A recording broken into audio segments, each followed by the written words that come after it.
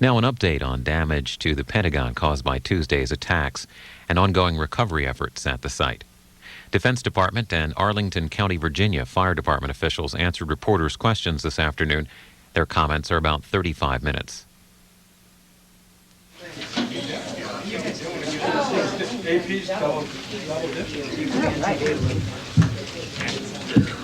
Hi, folks. This afternoon, we'd like to discuss the situation in the Pentagon.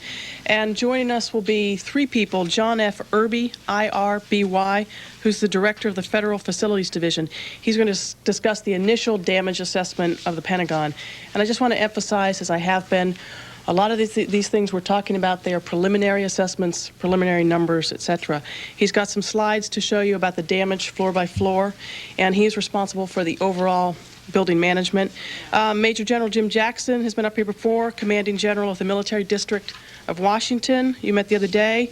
He's responsible for the military support here in the building, the activities like security, labor, and the DoD liaison with the fire, police, and the other federal agencies involved in the Combined Operations Center. And James Schwartz, who is the Assistant Chief of the Arlington County Fire Department. And we're going to ask each of them to step up and just make a brief statement, just give you sort of their status check, and then open it up to questions. Just one brief, quick housekeeping question. You all have passed out the announcement that the President has authorized to call up, Yes. up to 50,000, and the SecDef is moving to call up to 35,500 total. Can you tell me when you expect that first call-up to be the initial call-up? If you wait until what time, gentlemen? 2:30. Well, can you you. give us some idea now when the initial call-up would be? It depends on the days? services needs. But we're talking in some instances days, but it's up to the individual services on their needs and how they call them up. Sure. Mr. Irby?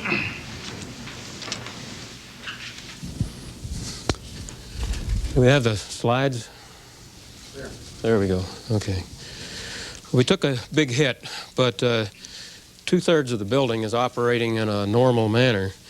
And as we work through with the FBI and Arlington County, as other areas are turned over to us for damage control and mitigation, we expect to expand that area to an even greater percentage of the space. Up there you can see the green is the area of collapse where the aircraft hit.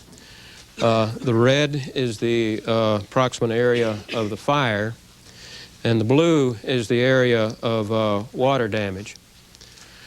And if you could quickly go through the following floors, 1 through 5, you'll see that it's roughly the same as it goes up as far as the fire is concerned, but the area of collapse is somewhat reduced.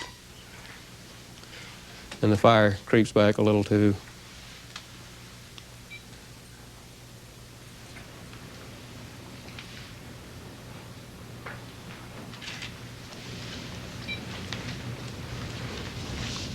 Okay, now there's soot and that sort of thing that as you go up in the building, fifth floor has it the worst, and we have those kinds of things to deal with. Now, the systems that we consider a priority, air quality is very important to us, and within the occupied portions of the Pentagon, we're looking at carbon monoxide, carbon dioxide, formaldehyde, NOx, volatile organic compounds, hydrogen sulfide. We're also looking at asbestos, airborne, and wipe samples. And our analysis of those so far in the occupied areas, they've all been within the acceptably safe areas. Even the asbestos would be safe for a schoolroom occupancy. The structural integrity, we're relying on the Pentagon renovation engineers for those kinds of analysis, but that affects us more as we go inside the areas that are restricted now. The electrical power system, we're very fortunate to have a network distribution system. Although it's old and outdated, it's been serviced and operated by some excellent electricians who responded during the emergency while everyone else was running out in the parking lot. They were there taking equipment offline to protect it from disaster. so that we could bring systems back up online in an organized way that would preserve the integrity of the system. For instance, if we energized a system that was shorted out, or if we left it on while it was being shorted out, we would have blown up equipment and not had it available for use now.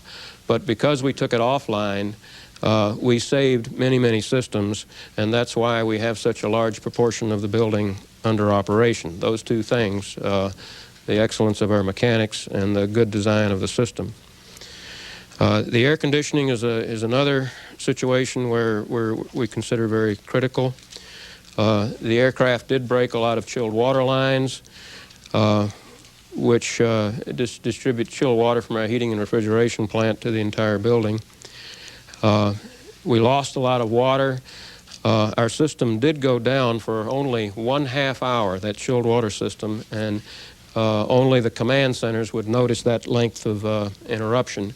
That again is because our valves were operating and the mechanics knew where they were and immediately isolated the damaged areas. And again, we're bringing those back up online as the spaces are turned over to us. Ventilation air is another important aspect of normal building operation. We've changed the air filters. They were obviously very sooty in our air handlers. Old as they might be, decrepit as they might be, they're still working to 1942 standards perhaps, but they're still working. And what we're able to do with a control system that we added fairly recently, we're able to optimize the intake of outside air, which in essence pressurizes the areas that are operated with fresh air and forces the contaminants back over into the area of damage. We'll keep watching this. We've sampled the material that our air filters have collected and found it to be within the acceptable limits. Domestic water is connected with the fire water through the piping system, and they're both very critical. The impact of the aircraft and the explosion did cause us to lose pressure within that system, but again, our mechanics responded and valved off the damaged areas so that the fire department could have adequate water again to fight the fire.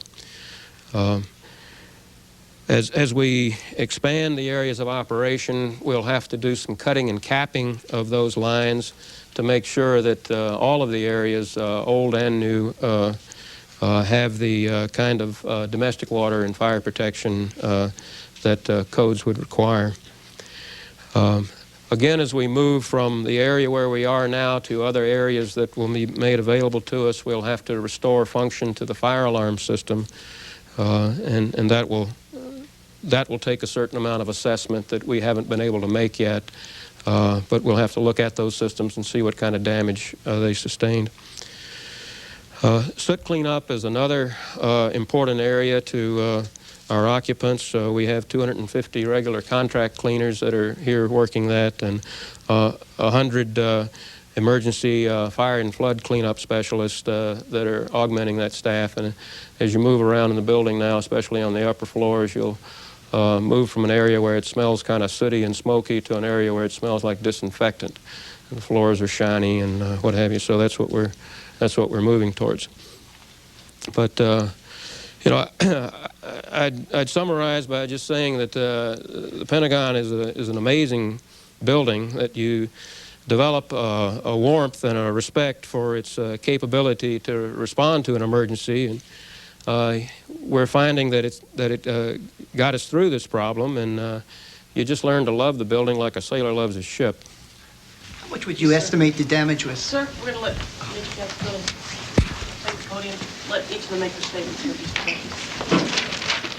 Good afternoon. First of all, I'd like to just offer up the fact that the support that and the working relationships that have been established between all agencies and all support organizations continues to impress all of us. And this is certainly a team effort, and everybody's responding in an absolutely superb manner. The military continues to support all the agencies, primarily in several functions. First of all, I'm providing a command and control cell that dovetails into all the other command and control structures so that we can understand each other and make sure that where the support is needed, we can meet that requirement. We're doing some limited security inside and outside of the Pentagon in addition to what is normally here. I'm also providing light labor organizations so that they can do the hefting and toting that has to be done, and that includes debris from inside the building and some remains. We also have a technical engineer company here that is working alongside the urban search and rescues. Day to day, my numbers range anywhere from 500 to 700, depending on what's going on. Bottom line, soldiers are doing a great job, and they're meeting and exceeding all the requirements that we're placing on them, and they continue to support everything that we ask them to do, and they're doing a great job. Thank you.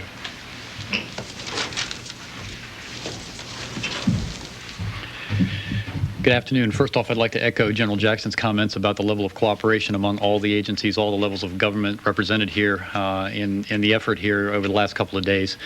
It's been really a remarkable, I guess, experience for all of us, just how well everything has worked and how cooperative everybody has worked together to get things done.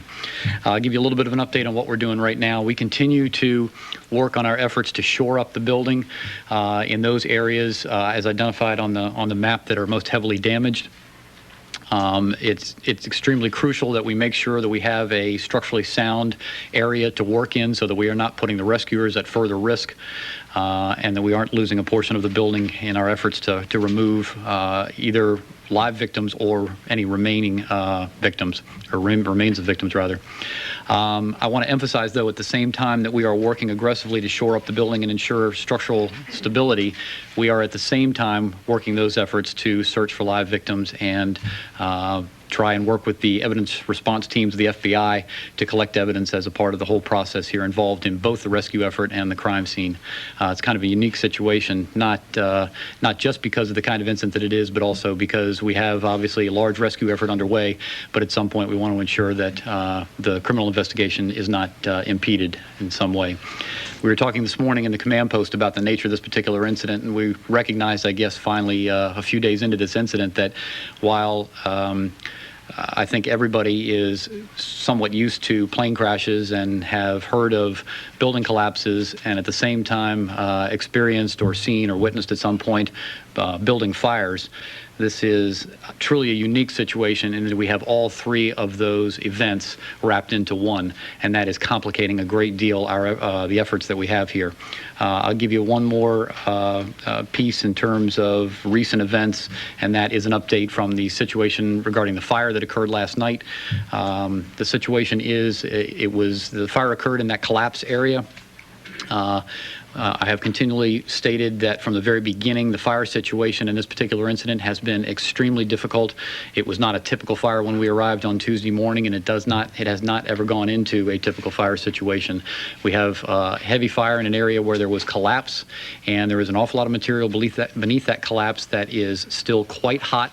I'm not surprised at all by the idea that there is still burning going on underneath there. It's just that you're not seeing a whole lot of it because it's very deep-seated. As that burning continues or as the rubble starts to shift, we get air in there, and then we see a little bit of flame come out as we did last night.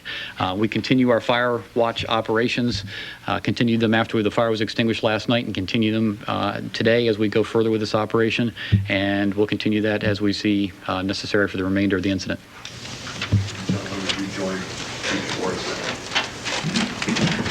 Ladies and gentlemen, if you would then direct your questions to one or the other of them, depending on the topic. I have a question for Mr. Irby.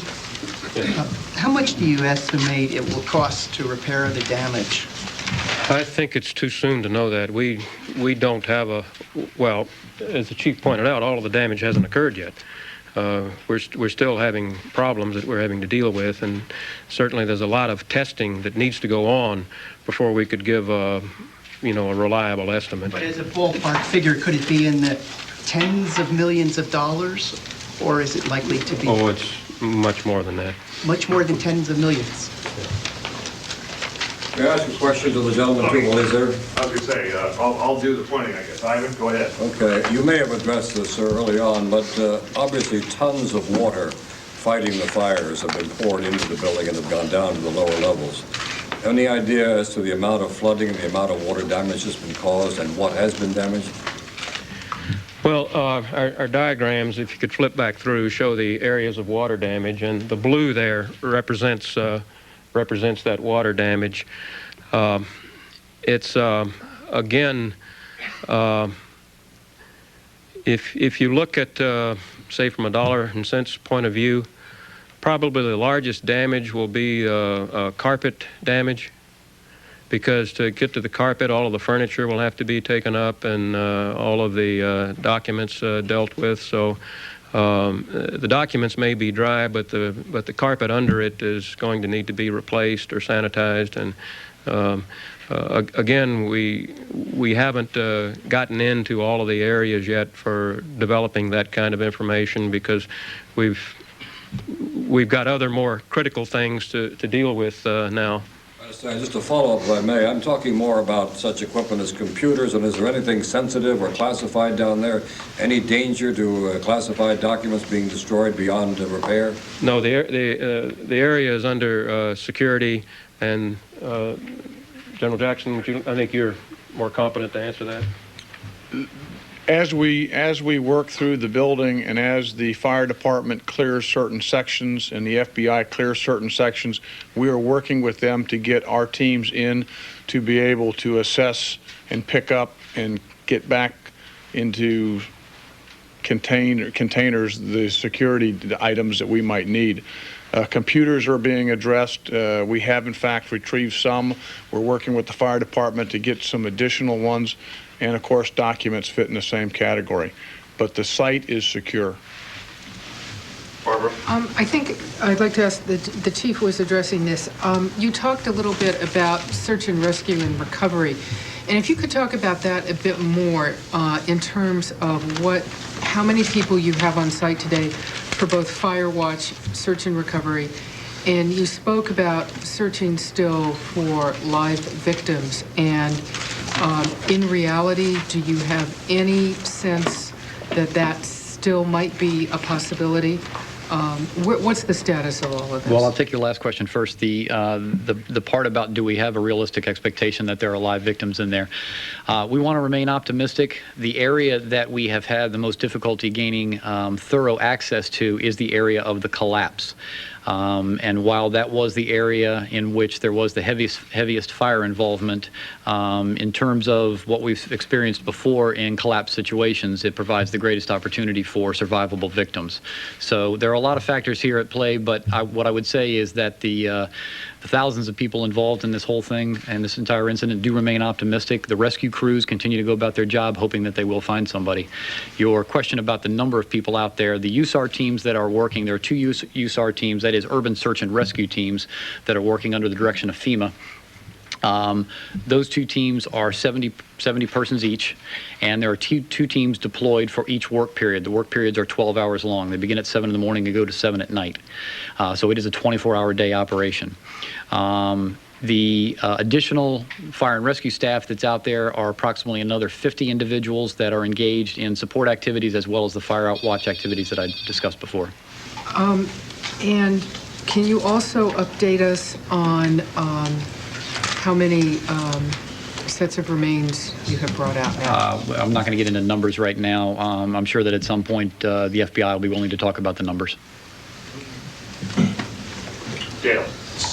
Again, for the chief, some of the members of Congress who visited yesterday were told that the need to keep the rest of the building operating with particular electricity has created some problems in the effort that you're making, because there's a lot of electrical sparking, arcing going on in areas that are hot and with still perhaps fuel around. Could you address how much of a problem, again, the need to keep this building operating has created for your effort? Well, let me say this. We've worked very cooperatively with Defense Department officials, with the Pentagon officials, to try and get as much of this building operable as possible. We've worked, we have worked I would say since day 2, to very carefully assess what the damages were, and probably more importantly, what the effect of opening certain portions of the building was going to have on our operation. And so after we have opened pieces incrementally. I mean, we did a large portion, I guess, on day 2. My days are sort of running together here. And then we've opened up a few more pieces incrementally.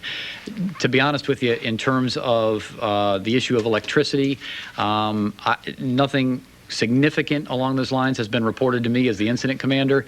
And what I would have to say is that even if there was some difficulty, the teams that are working inside are constantly monitoring the risks and hazards associated with the work. And if we had any kind of significant problem, we would withdraw quickly. To the chief, at some point, are you going to have to get in with heavy equipment into that collapse area to start taking things away? And there's almost always a complication of if there are any live victims, that becomes a negative factor. What's the decision factor on when you start using heavy equipment to take that debris away? Well, we do realize that at some point we're going to have to do something. In the latest briefing, we were discussing those plans, and we hope to be in a position to start working on the roof deck that has collapsed. In other words, just the one piece that's on top of that whole collapse area. We hope to begin working on that tomorrow morning. No promises, but that's our benchmark. That's what we're shooting for. That's our goal. And we are working right now on using a piece of what I would certainly refer to as a relatively sophisticated piece of equipment. There's not a lot of them around. This one's coming from Baltimore, that will assist us in being able to remove that roof deck in a very precise manner.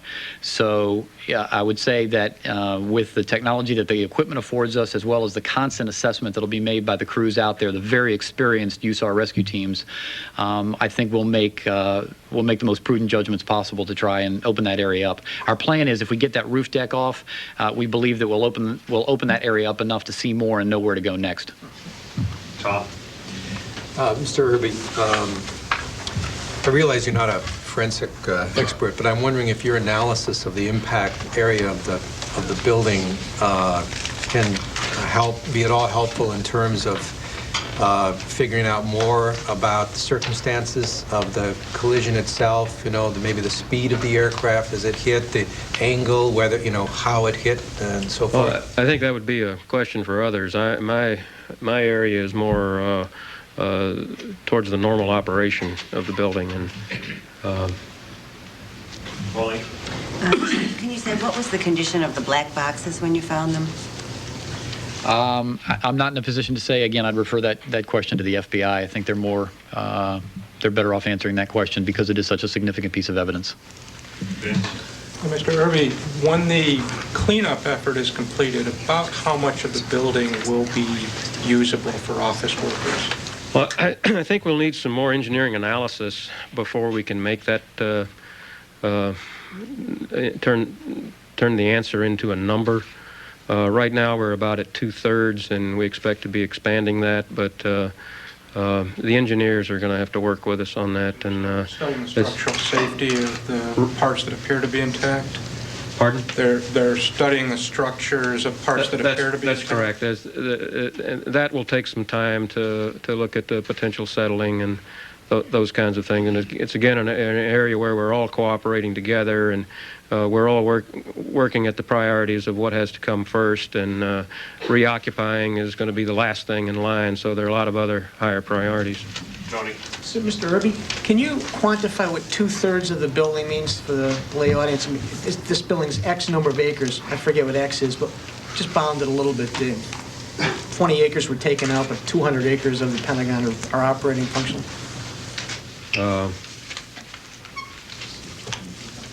That would be a little hard to do up here. Miles of corridor, maybe? Yeah. Square footage? There's 17 miles of corridor. Should we assume that 10, 12 miles are functional? There's a little more fact. It's 2/3.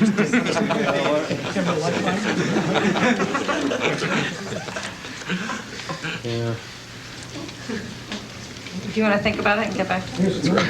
Yeah, you could say about 3 million square feet are operational now. Out of how many square feet? That's the, you know, baseline. Yeah, the math. Can I ask you, what offices occupied the damaged area? Do you have a feel for that now? What? Most of the damaged area was a newly occupied space from the Pentagon renovation, and I think if you look at the casualties, it'll give you an idea there. The spaces that were hit the hardest, the services that had the most casualties were occupying those areas. But I have not had an opportunity to look at that because I've been focusing on what's left, the positive side of it rather than the negative side of it. And we split up the jobs, and this is my role. Others can handle that better. Mark? This is for Chief. The initial estimate of the Arlington Fire Department of the number of victims was somewhere around 800, I believe. That's since come down significantly as the list began coming out. Are you fairly confident? First of all, can you talk a little bit about what led you to that initial estimate of 800, and are you now confident that it is much lower? I think we are confident that it's much lower, but obviously I don't have any specifics at this point. I think the only thing that led to that was very early on in this incident. You know, one of the important things for us is to get sort of a handle on the magnitude of what we're dealing with, where we have to apply resources, you know, what kind of resources are going to be needed to deal effectively with the incident. So I believe we probably got some information early on that would be a reasonable number of people that would have been occupying that space were it fully occupied. So it was the number that we were going with. Yes, sir. I'm sorry to belabor, but you said a moment ago that while you can't give a precise estimate on how much it's going to cost to repair, it's certainly going to be more than in the tens of millions of dollars. Can you, in a ballpark way, characterize where you think it's going to end up? $1 billion, several hundred million? Well, I think it'll be less than $1 billion, but certainly more than $100 million by quite a bit. Mr. Irby, could you tell us what it cost to renovate that wedge of the Pentagon and what the budgeted amounts are for each of the other wedges? Well, again, I'm operation and maintenance. Lee Evey would be a better one to answer that for you. He's the director of the, or the program manager of the Pentagon renovation. For Mr. Irby first, and then the chief, do you have a sense of how long it will take to recover the building to what it once was? Is this a one-year effort, a multi-year effort, a decade-long effort? I think it'll be a multi-year effort. I've been working with Lee Evey on that, and they're developing those plans now. It'll take more than a year, but certainly not a decade.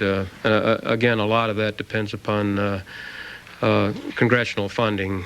We certainly don't have the funds to deal with this, and it would take legislation to make that available to us. But I would think a couple of years are some of the numbers that I've seen thrown around. Can I ask the chief a question, please? I don't mean to be churlish, but in New York, they are getting accurate body counts. Can you tell us the reason why we're not getting them? Because what's ending up happening is that at various times we're able to go out and talk to different people, and we're getting different estimates, and I think it's concerning to the folks. So we would like an official number. And I can certainly appreciate the desire to know. What I have to tell you, though, is that as we operate the incident command system with this incident, we do it jointly with other agencies, including the FBI, and their desire at this point is not to release that information, and I'm going to maintain that relationship and that confidence with them. David?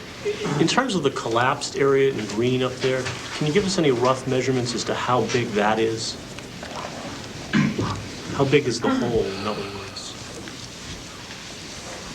I don't have that. I counted the windows out there, and it was 7 windows wide. Do you know how long a span that is? 75 to 100 feet. But you know what's collapsed now is not the final situation. It will. There are areas that are so weakened that they'll have to be torn down, so that will really grow. Just along that line, can you estimate how much more, in other words, the collapsed area is in green here, when you take out everything you have to take out to rebuild this building, is that going to be double in terms of what's going to have to be replaced, or less? Well, again, that's a question for the engineers to decide, and they couldn't tell you now because they need to conduct some studies to get that information. Tom? Mr. Irby, in terms of what you said before, that you developed such respect for this building by looking at the way they reacted to this trauma, can you elaborate on that a little bit? Is there, I mean, are there any particular construction features that that proved to be really ingenious? Well, reinforced concrete is one thing that helped with our structural stability.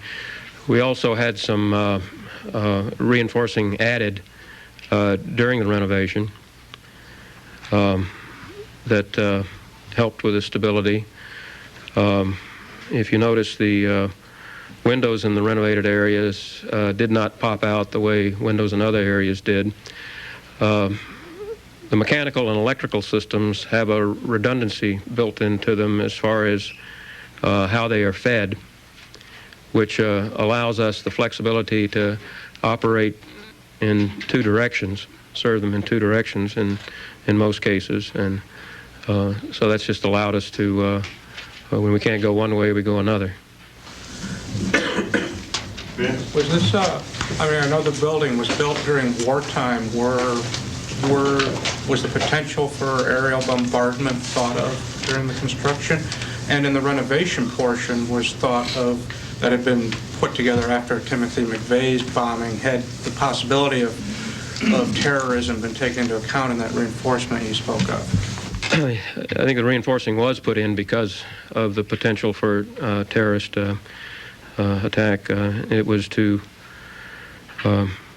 shore up an area of concern where we had a weakness that we corrected.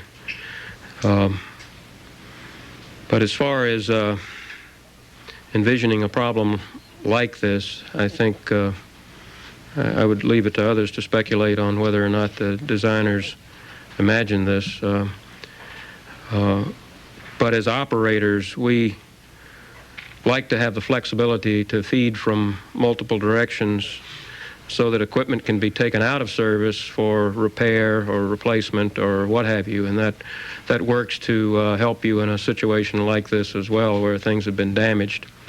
So working in partnership with the Pentagon Renovation Office, we advocated the same kind of redundancy in the renovated building that we had in the original building. Barbara? Chief, can you tell us anything about how hard it was to get to the black boxes? I mean, it was our understanding that was in a pretty destroyed part of the building.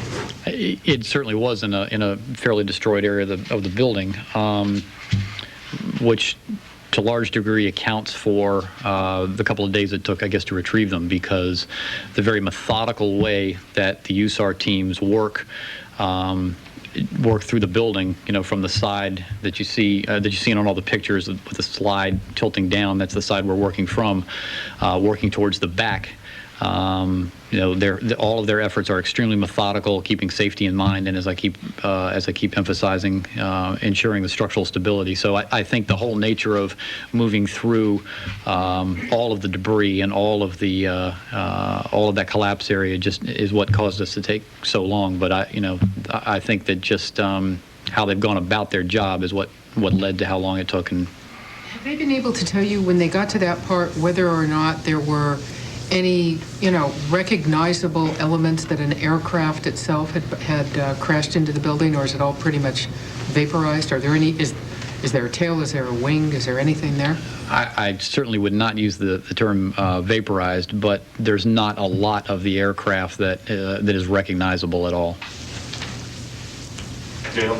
Just to get back to Mr. Irby for a minute, and I hate to phrase it this way, but based on what you said a minute ago, is it fair to say that the building caught something of a break by the fact that it was hit in one of the renovated areas as opposed to one of the other wings that has not yet been worked on? Yes, I think it's safe to say that we did survive it better because of the features that were added as a part of the renovation. If express the answer to a question that I didn't give you an answer to on the square footage that's operable.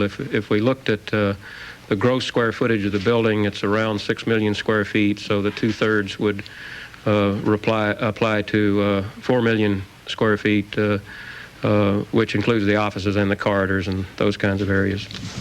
Is that about as good as it's going to get, 2/3 functional, or do you see maybe incremental? No. We will expand that as time goes on and as the various groups working together complete their function and turn the building over to us, and we can assure that it is safe and operable. It will take us a little longer because systems have been damaged and we don't know the extent of that damage, so we can't tell exactly how long it'll take to repair. Thank you, gentlemen, very much.